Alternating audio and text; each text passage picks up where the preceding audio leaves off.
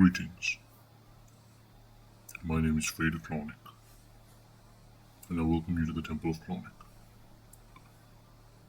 Before I begin today's message, I want to take a moment to sincerely thank all of my Patreon supporters, both long-standing members and those who have recently joined. Your support means more than you know, and I'm genuinely grateful to see the community continuing to grow. This work would not be possible without you, and I thank you for walking this path with me.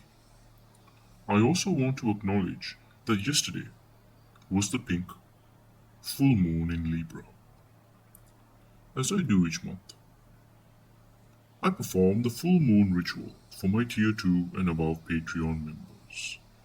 This was an extended working, over an hour in length, and, as with many deep rituals, it carried an unexpected but extremely important lesson.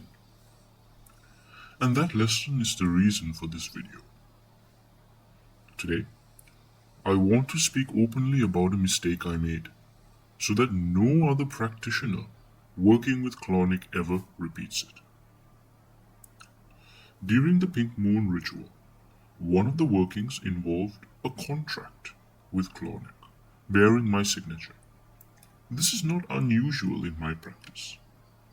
However, on this particular contract, I also had drawn Clauneck's sigil directly onto the paper.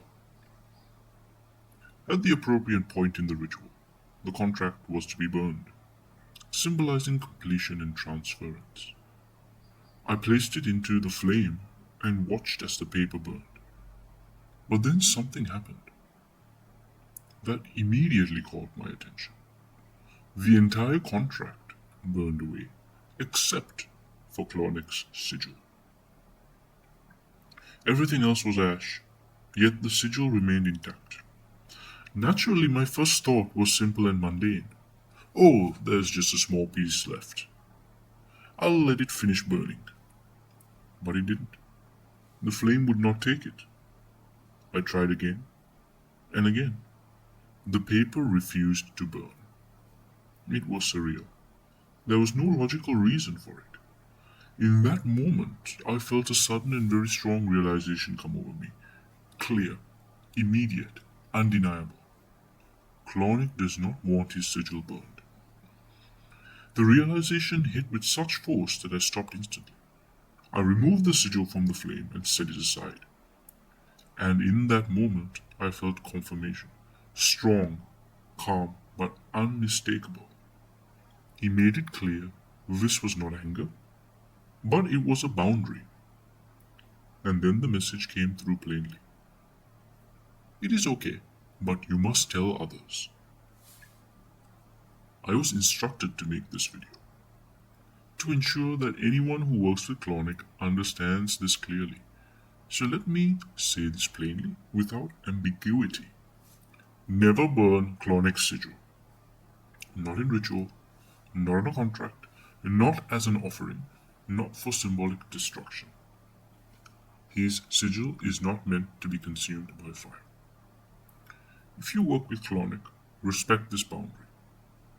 There are many valid ways to close workings, release energy, or complete contracts, but burning his sigil is not one of them. I share this not from theory, not from hearsay, and not from someone else's account, but from direct experience and direct instruction.